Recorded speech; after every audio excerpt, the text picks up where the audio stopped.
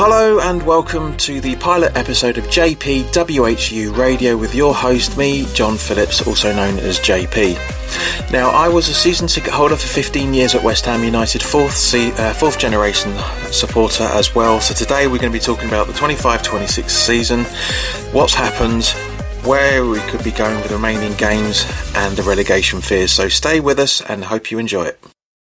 So you might be wondering first and foremost why this station has started up at this time of the season. It's not accidental in any shape or form, but it's not planned either. Now, for those that don't know me, I was a content creator on YouTube for quite a while, but I had to step down from doing that in the summer of last year due to health reasons. But I've been posting on the Facebook group as a result of it, and I thought now is a good time to start up a podcast radio station. At the end of the day, if a little bit of the internet on YouTube can be called a TV station, or TV channel I should say, then why not a radio podcast? Do you know what I mean? But anyway, so what I thought we'd talk about, as I say, is the 25-26 season. So let's talk about where we are at the moment. Now, one of the reasons why we are where we are is down to the fact of David Sullivan, and more specifically what happened in his grand scheme of things when it came to finishing and winning the Europa Conference League. And obviously, as you know, the season afterwards we weren't able to get very far in the Europa League. So I do generally think this all really stems from the 23-24 season, because we were getting players that were older, on higher wages, and we weren't really progressing in terms of football. You know, over the last taking the season out of the equation, for the last two seasons, we've been in and around a relegation fight. Let's not forget, at the end of last season, outside the bottom three was Manchester United, Spurs and us.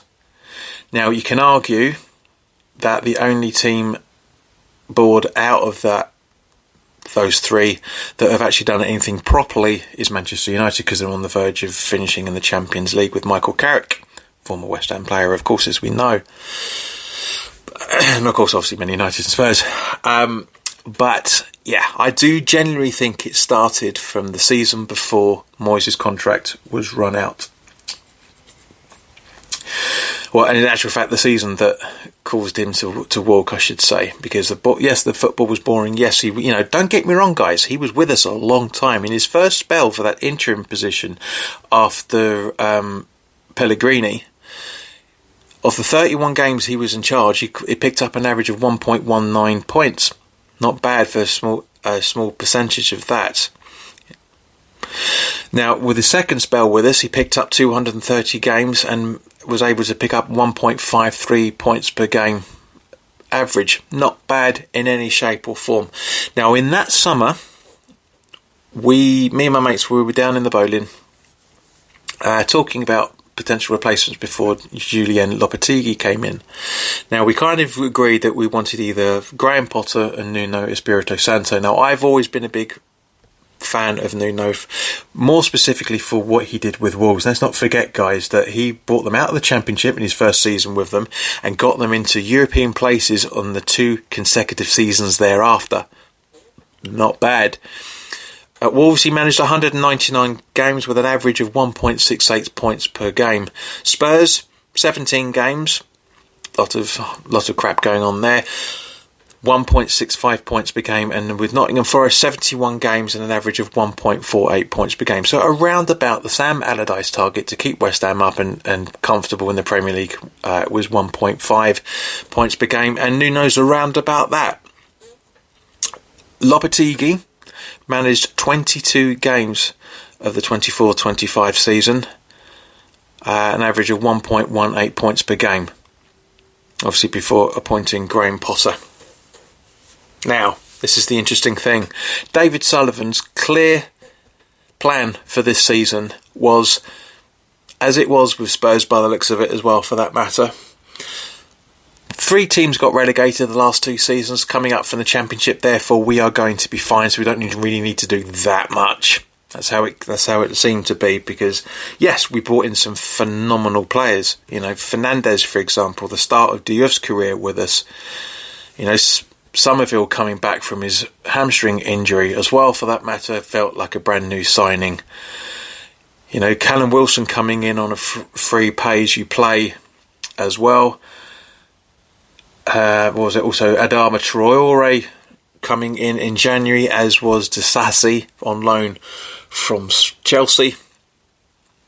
Tati and Pablo as well, for that matter. More on those two in a minute. But you can argue that the summer and winter windows have been pretty decent. They've not been brilliant, but they have been pretty decent.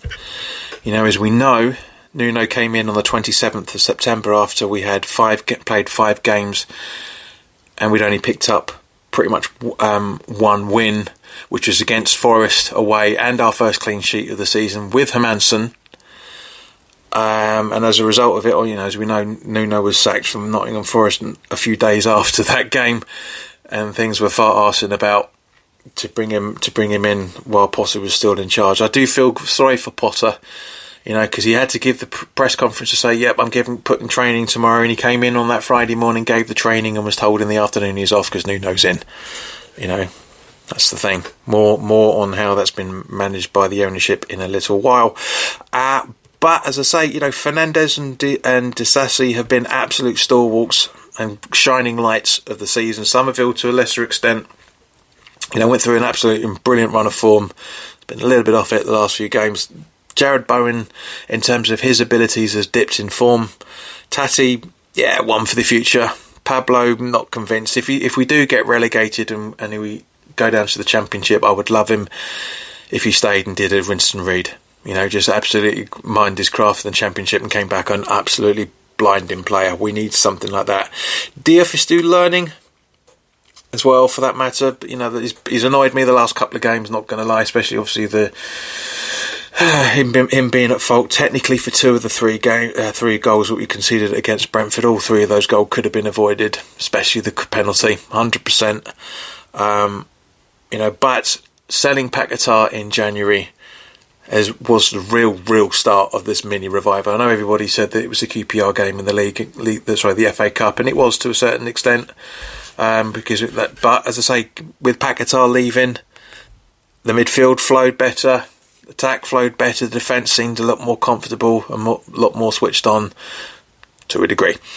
So yeah, that's where I'm thinking of it. Now, as I say, the Graham Potter managed 25 games with West Ham, averaging 0.92 points per game average. That is absolutely appalling. Played more games than Lopetegui, got less points than Lopetegui. There's nothing more to say on that one, really. Now, as I said, Nuno's been appointed on the 27th of September. He's had 34 games in charge so far, with an average of 1.24 points per game. That's better than those 3 combined, basically, almost combined. You know, it's just, I mean, obviously it's not 2 points in any shape or form, but again, very, very close. If we'd had Nuno at the start of this season, if David Sullivan had dug into his pockets and paid Compo to get him out of Forest, I reckon we'd be 12th, maybe 13th now, maybe. Of course, we'll never know, it's all hypothetical. But yeah, so in terms of the form table the Premier League have given us, the away form has been the worst of it. Away form shows 18 games, won 4, drawn 5, lost 9, so 17 points on a 0.94 points per game average, putting us 15th in the away form table. Not spectacular, but enough to stay up.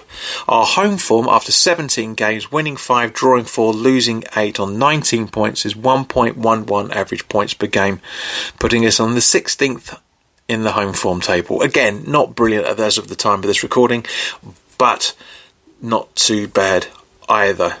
You know, there's there are a lot of things that we need to be looking out for and trying to figure out. Okay, so let's talk about the remaining games of the season. Now, we've got 3 games left. Arsenal at home, Newcastle away, and Leeds at home at the last game of the season. And that's it. 3 games left to get us out of this quagmire. Arsenal at home isn't going to be easy. it's going to require us to do something we can't do and haven't been able to do for a little while, to basically beat Arsenal at home. We've never been able to do that. Can we get a point from Arsenal at home? It's possible. It's exceptionally unlikely, because they're going to obviously smell blood and go all guns blazing to get the 3 points that they need to secure themselves at the top of the table. The Manchester City play tonight, and I have 2 games in hand and 6 points behind them. So it's literally everything to play for at the top of the table, literally everything to play for at the bottom of the table, still from a West Ham perspective. And as a result of it, I do think goal difference is going to be key in who wins this league and who stays up as well, for that matter. I really, really think we do. Our goal difference with Spurs is 10 worse than theirs. I think really that is going to be the issue that relegates us. That is going to be the problem we're going to be facing to stay up. So for the remaining 3 games, can we get 4 or 5 points? I think so. I'm not 100% certain. I'm thinking, well, we could actually get 6 if you think about it. I mean, our away form at Newcastle hasn't been great, but we've been able to get wins there just absolutely out of nothing. A draw as well, for that matter, isn't inconceivable. It's written in the West Ham Stars that Callum Wilson, being released from Newcastle in the summer, could he get the winner against his former club?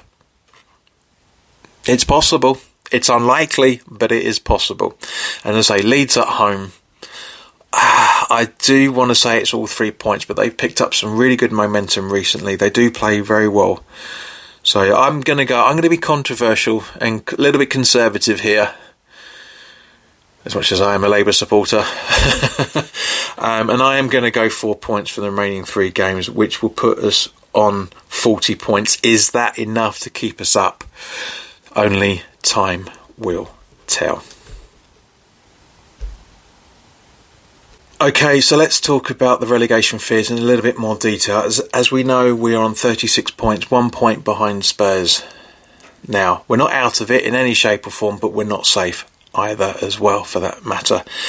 In terms of the betting odds, West Ham to get relegated as of the time of this recording is 1-5, and Spurs are 7-2 after that 2-1 victory at Villa Park last night. So yeah, I do the club is going to have to work exceptionally hard in terms of training for the next 3 game weeks. Players are going to have to be playing out of their skins over those last 3 games that we've just been talking about at the end of the season. It's going to be very, very difficult for us to be able to get anything from this end of the season. But I'm hoping, like a lot of you, that Brentford performance, we all know that we don't really get a lot against Brentford. We've only drawn there once in the time that they've been in the Premier League, and as a result of it, guys, we've not really we've lost pretty much everything else in there. Our form against Brentford at home is a lot better than our form is away, that's for sure. But yeah, it is going to be very, very difficult to stay up. But it is a possibility. I don't think we are relegated yet, because there's still a long way to go. We've still got, as I say, 3 games left. That's 270 plus stoppage time VAR minutes left to play. It's not unlikely. It's impossible from one point of view, but it's not unlikely for us to stay up. It is. Sorry, let me rephrase that. I mean, it is impossible for us to stay up if we continue the way we've been playing, but it is possible if we go back to how we were unbeaten. Like for example, Arsenal. I've only picked up 1 more point over the last 5 games than we have. It's not that hard to predict from that point of view. I do think we will play better. I just don't think we've got enough to stay up. But at the same point, if we do stay up, I'll be ecstatic like the rest of us. Really, really would be. And the last segment we're going to be talking about is ownership. Now, as we know, Karen Brady left West Ham at the midway of April, and a new CEO is being appointed. I have mentioned many times on the YouTube channel that Karen Brady, regardless of what she thinks she's able to do on The Apprentice, she is the reason why West Ham are in the financial shit that we are, because the sponsorship is not big enough to sustain the Premier League club. It just isn't. It's one of the other reasons how badly things have been run over the last 15 years. Now, our 24-25 profit and loss report came out, the accounts came out a few months ago, showing that we had lost £103.5 million. Now, let's put that into context, okay? Obviously, that's a huge amount. But it just shows you in terms of payouts to former players, payouts to former managers, etc. Okay? The club debt, when they took over in 2004-2005, was £104.8 million. They lost pretty much an entire history of debt in one season. It was just over £1.3 million less of the entire history debt when they took over. And they have the nerve to criticise the Icelandics for borrowing season ticket money 2 or 3 seasons ahead, when they've been doing exactly the same thing for the last 6 or 7 years, by the way the accounts are looking. Which means going into this 25-26 season, the club debt is £312 million, almost £250 million, and we're on the verge of relegation. It just shows you how bad the club has been run, and why I've stepped away as a supporter in terms of being a season ticket holder. I still support the club 100%. I've criticised the club when they needed criticising, and I praised the club when they needed praising. So I'm just an average Joe, just like you. But I'm just doing what I think is doing best, and as a result of it, guys, I'm a lot less stressful watching it on the telly than I am being in the. And I hate watching football on the TV, always have, but I'm a lot more relaxed at home than I was when I was a season ticket going there and watching the crap football we've had to endure the last couple of seasons, or indeed the last 15 years, if you think about it. European run aside, it's still been terrible. It really has. So, and this is why everything tracks back down to David Sullivan, and to a lesser extent Kretinsky as well, for that matter. Now, there are conversations happening that both Sullivan and Kretinsky are looking to purchase the Gold Estate shares, which will be good news in the long run. It won't be good news because obviously that will still stabilise David Sullivan is the slightly majority shareholder in comparison to Kretinsky. It's yet to be confirmed exactly what he's going to be holding in what position for both of those guys, for that matter. We'll have to wait and see on that. But buying those shares is a cash injection that the club is going to need, whether we stay up or not. It's as simple as that. We need money, guys. We seriously need as much money as possible in order to stay up. And the problem is, for example, getting relegated down to the Championship. Yes, there'll still be TV deals, but it won't be anywhere near the liquidity value, shall we say, that staying up in the Premier League is. It's estimated that it will cost West Ham just over £100 million lost revenue from TV rights. I don't care what anybody says, gate money means absolutely bugger all. If gate money meant anything, Brentford wouldn't be in the Premier League, and Brentford wouldn't be on course for European finish at the end of the season. Gate money, you and I, it's irrelevant. You and I can go into every single West Ham game for free, and the money that they would be getting would be fine. They're not going to get £100 million worth of gate revenue from us. It's just not going to happen. Even if we got 100,000 capacity stadium, it would not be enough to cover it. It really wouldn't. So yeah, guys, this is the problem. This is where we are, and this is one of the reasons why we've all been wanting David Sullivan to step down as quickly as possible. Now, of course, that means selling his shares, which isn't going to happen. It will at some point, because from what I'm reading and hearing, it does seem that David Sullivan's not in the best of health, and personality, personal things being personal things and business being business aside, You know, you don't like to hear anybody of his age being in worsening health, in the same way that David Gold, you know, when it was reported that David Gold was in a worse state before he passed away. You know, so, you know, from that point of view, my thoughts are with Dave Sullivan's family. But from the rest of me as a West Ham supporter, the sooner he sells up, the quicker, the better. I don't necessarily think that we will get an ownership that will do it any better than him, but also I don't know if we're going to get anybody that's going to do any worse than him either. So we'll have to wait and see on that.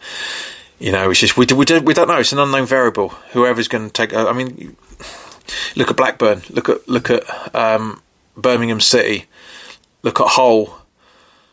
You know, I mean, they're in the playoffs. Hull, bless them. You know, but again, look at Leicester. You know, since the father of the club passed away due to that horrible helicopter accident after we played them, they're relegated down to League One 10 years after winning the Premier League.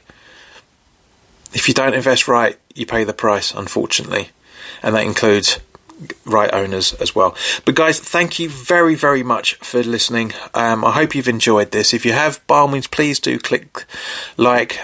Consider following the channel, the radio station on your relevant platform wherever you're listening to this. By all means, please do reach out on Twitter at JPWHUTV, or find the club, find the channel on Facebook, JPWHUTV. And also would like to get some input from you guys in terms of anything that you would like us to talk about, or would like me to talk to you about, I should say, in the next episode, if indeed there is one. I say because this is the pilot episode, so I have no idea if this is going to be a success or not, but if you don't try, you don't know, do you? Schrodinger's cat, let me put it that way. For those that have any knowledge of the scientific methods, this is definitely the literal definition of Schrodinger's cat here. So, yeah, guys, thank you very, very much for your time. Thank you very much for listening. Follow the channel. Follow the station, I should say. And I hope to speak to you again soon. All the best now. Take care.